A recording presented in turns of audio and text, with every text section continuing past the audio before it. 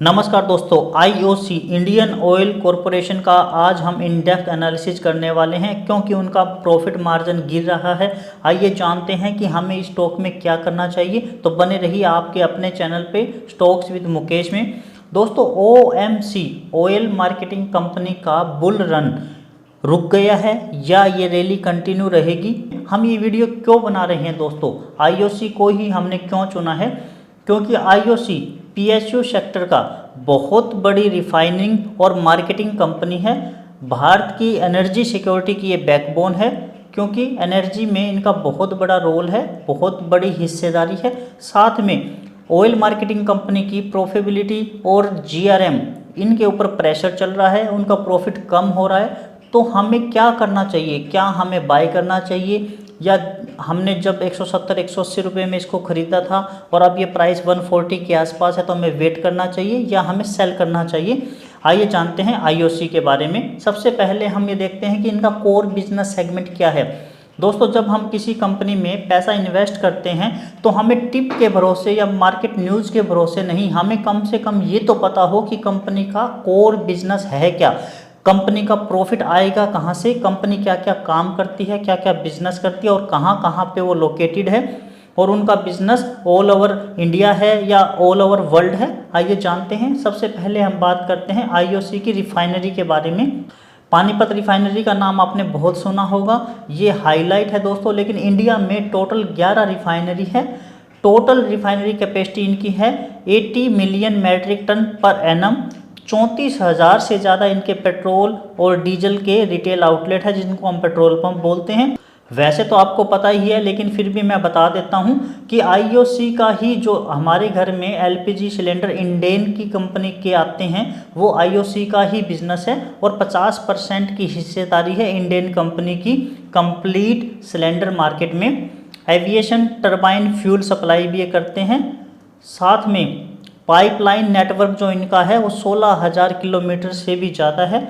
IOC polymers, aromatics और chemical भी बनाता है, जिसका यूज प्लास्टिक, टेक्सटाइल और पैकेजिंग इंडस्ट्री में होता है। आईओसी ने ऑयल एंड गैस एक्सप्लोरेशन में भी अपना बिजनेस को एक्सपेंड किया है, इंडिया और अब्रॉड में। साथ में सीएनजी और पीएनजी सप्लाई के लिए भी जॉइंट वेंचर है और इनकी सब्सिडरीज भी है। हम ये कह सकते हैं कि अलग अलग सेगमेंट में इनका बिजनेस है।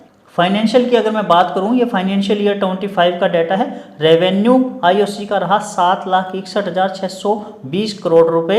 एबिटा 39,504 करोड़ रुपए। कंपनी ने जो डिविडेंड दिया वो 3 रुपये का दिया, यानी कि 2.15% डिविडेंड यील्ड है, जो ठीक ठाक मानी जाती है, कोई प्रॉब्लम नहीं है। ईपीएस लगभग 10 रुपये अर्निंग पर शेयर, ईपीएस को अर्निंग पर शेयर बोलते हैं, वो उनका 10 रुपये रहा।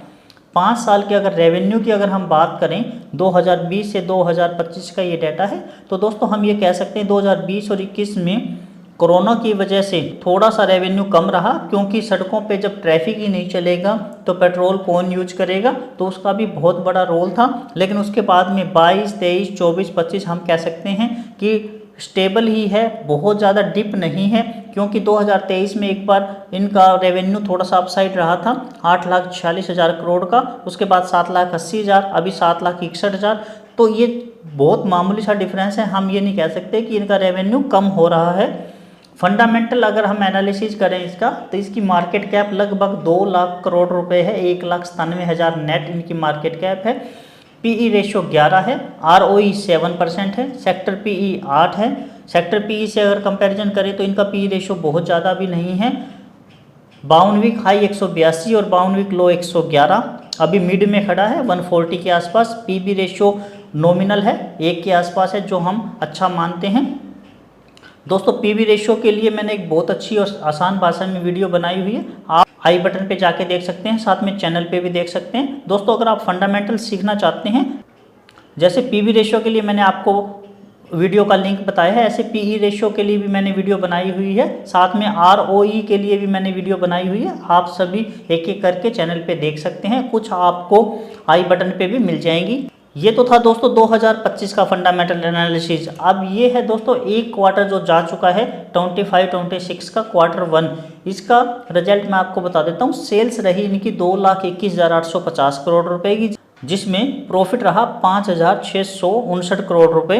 तो हम ये कह सकते हैं कि ठीक ठाक रिजल्ट है, कोई प्रॉब्लम नहीं है।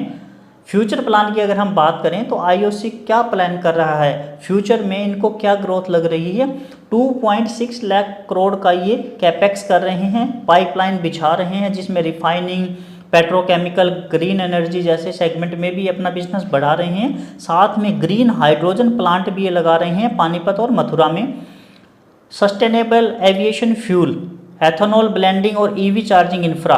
दोस्तों ये ईवी चार्जिंग इंफ्रा में भी बढ़ा रहे हैं। जैसे आपने भी सुना है कि आईओसी के सभी पेट्रोल पंप पे या किसी भी पेट्रोल पंप पे साथ में ईवी चार्जिंग भी लगेगी। ऐसे ही एथेनॉल ब्लेंडिंग जो क्रूड ऑयल से ही ब्लेंड होता है और ईवी चार्जिंग जैसे सेगमेंट में भी ये अपना बिजनेस को एक्सपेंड कर रहे हैं। होल्डिंग डिटेल की अगर मैं बात करूं तो प्रमोटर के पास 51.50 जो हम कहते हैं गवर्नमेंट का हिस्सा है, तो ये स्टेबल है दोस्तों, इसमें कोई कम या ज़्यादा नहीं हुआ। FII 2023 में 0% था इनका हिस्सा, लेकिन बढ़ते बढ़ते 7.48% चला गया है जून 2025 में, लेकिन जून 2024 से लगभग स्टेबल है, कोई ज़्यादा डिफरेंस नहीं है। DII ने अभी जून 2025 में 10.39% की होल्डिंग है, इनका भी बहुत ज़्यादा डिफरेंस नहीं है, 10.07, 10.20। हम ये कह सकते हैं कि लास्ट के 2 साल में थोड़ी सी होल्डिंग उन्होंने इंक्रीज ही की है, डिक्रीज नहीं की। पब्लिक के पास 7.75% है, मतलब DII अपनी होल्डिंग थोड़ी सी बढ़ा रहा है और पब्लिक ने थोड़ी सी होल्डिंग कम की है, क्योंकि मार्च 2025 में 8.12, दिसंबर 2024 में 7.94 और जून 2024 में 7.73 था। दोस्तों मैं फाइनेंशियल एडवाइजर नहीं हूं, ये वीडियो एजुकेशनल पर्पज़ के लिए है। कोई भी अगर आपको recommendation, entry, target, stop loss बताया जाएगा वो सिर्फ और सिर्फ एजुकेशनल पर्पज़ के लिए बताया जाएगा। अब बात करते हैं दोस्तों अलग अलग डिफरेंट ब्रोकरेज हाउसेज के, अलग अलग एक्सपर्ट के क्या व्यूज है, क्या आइडियाज़ हैं। UBS उनका व्यू पॉइंट है बाय का, 180 के आसपास वो सोच रहे हैं कि ये जाएगा, टारगेट उनका एक 180। जेफरीज भी बाय की ही रेटिंग दे रहे हैं, 170 से 175 का टारगेट। मोतीलाल ओसवाल ने न्यूट्रल के स्टैंड दिया है 150 का।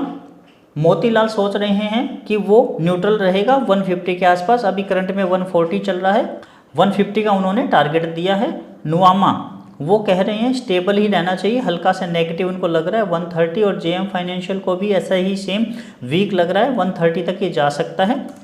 अब दोस्तों एक टेक्निकल की अगर मैं बात करूं तो RSI और स्टोकास्टिक न्यूट्रल बता रहे हैं, RSI 44 है और स्टोकास्टिक भी कह रहा है कि अभी ये न्यूट्रल पोजीशन में है, बहुत ज़्यादा ओवरसोल्ड भी नहीं है और बहुत ज़्यादा ओवरबॉट भी नहीं है। दोस्तों मैं एक चार्ट से थोड़ा सा आपको समझाने की कोशिश करता हूँ। देखिए दोस्तों अभी मार्केट जो करंट मार्केट प्राइस है उसको EMA 20 ने होल्ड कर रखा है, ये EMA 20 की लाइन है।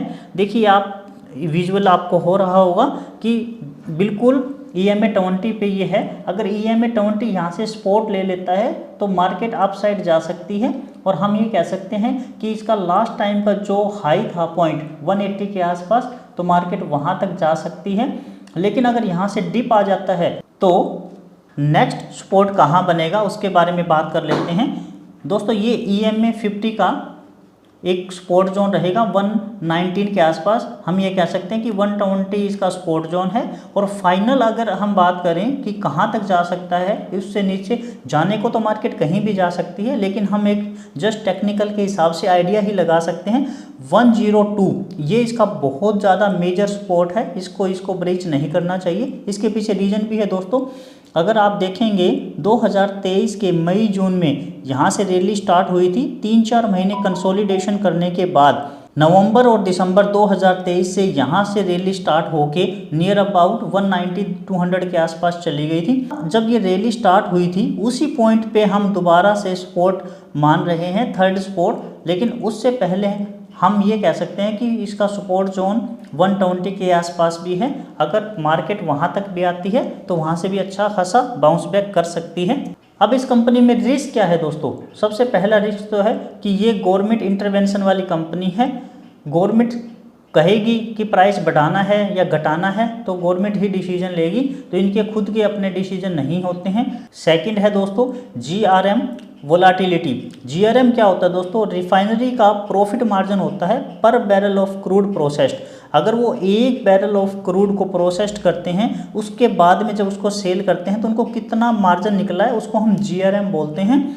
तो ये जैसे जैसे क्रूड प्राइस कम या ज़्यादा होता है तो इनका प्रॉफिट मार्जिन भी कम या ज़्यादा हो सकता है। थर्ड जो इनका रिस्क है दोस्तों, इन्होंने अपना बिजनेस अलग अलग जगह पे बढ़ाने की बात की है। हुज कैपेक्स की हमने जो बात की थी 2 लाख करोड़ से ऊपर की, उनको एग्जीक्यूट करने में प्रॉब्लम आएगी, ये ऐसा रिस्क हो सकता है। साथ में हम अगर बात करें तो क्रूड स्विंग, कभी प्रोडक्शन कम हो गया कभी ज़्यादा हो गया तो इन्वेंट्री कम या ज़्यादा हो सकती है, ये भी इस कंपनी का एक रिस्क रहेगा। अब बात करते हैं दोस्तों मेरा पर्सनल व्यू क्या है और क्लोजिंग स्टेटमेंट मैं आपको दे देता हूँ। दोस्तों IOC एक कोर PSU एनर्जी कंपाउंडर है। कहने का मतलब इसमें हमारा रिस्क ये नहीं है कि कल को ये IOC 20 रुपये पे आ जाएगा या कंपनी भाग जाएगी, ऐसा बिल्कुल भी नहीं है। शॉर्ट टर्म में थोड़ा सा साइक्लिकल प्रेशर है क्योंकि GRM और मार्जिन इसके थोड़े से कम हो रहे हैं। अगर हम मीडियम टर्म की बात करें तो ये अपना बिजनेस बढ़ाने की बात कर रहे हैं, नई नई ग्रीन एनर्जी में भी एक्सपेंड करने की बात कर रहे हैं, तो अपसाइड मूवमेंट लग रही है। लेकिन अगर हम लॉन्ग टर्म इन्वेस्टर हैं और अगर हमें डेली का प्रॉफिट मार्जिन इसमें नहीं चाहिए और हमारी एक्सपेक्टेशन जो है वो नॉर्मल है, हम ये चाहते हैं कि मार्केट जो एक स्टॉक मार्केट का रूल है 10, 12, 15% ईयरली का, अगर हमारी सोच वहाँ तक है तो ये बहुत ज़्यादा सुटेबल है बाय ऑन डिप इन्वेस्टर के लिए, क्योंकि ये डिविडेंड भी देती है और स्टेबल कंपनी भी है। अब हमें क्या करना चाहिए दोस्तों, अब हमारे पास अगर हमने 180 के आसपास अगर स्टॉक को बाय कर रखा है तो हम लॉन्ग टर्म के हिसाब से जो हमने बात की है कि लॉन्ग टर्म एक अच्छी बाय ऑन डिप लग रही है तो हम उसको होल्ड कर सकते हैं। अभी 140 है, 170, 80 तक आराम से जा सकता है, कोई प्रॉब्लम नहीं है।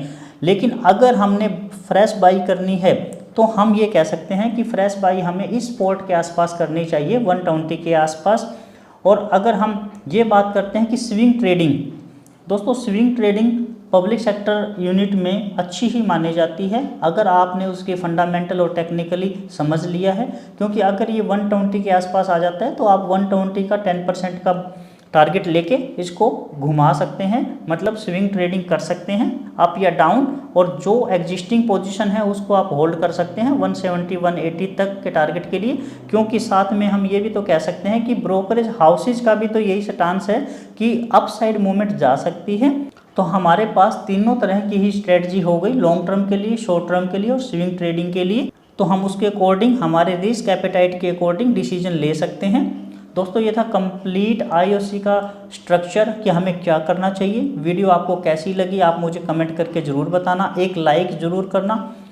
दोस्तों आपको डेली वीडियो मिलती रहेगी, मंडे टू फ्राइडे भी मिलेगी आपको, सैटरडे और संडे भी मिलेगी। मंडे टू फ्राइडे मिलेगी आपको न्यूज़ से रिलेटेड, डिविडेंड से रिलेटेड, और सैटरडे संडे आपको मार्केट साइकोलॉजी, फंडामेंटल एनालिसिस और वीकली स्टॉक एनालिसिस आपको मिलती रहेगी। चैनल को आप सब्सक्राइब जरूर करना, बेल आइकन को ऑन करना। अपना कीमती समय देकर ये वीडियो देखने के लिए आपका बहुत बहुत धन्यवाद। नमस्कार दोस्तों।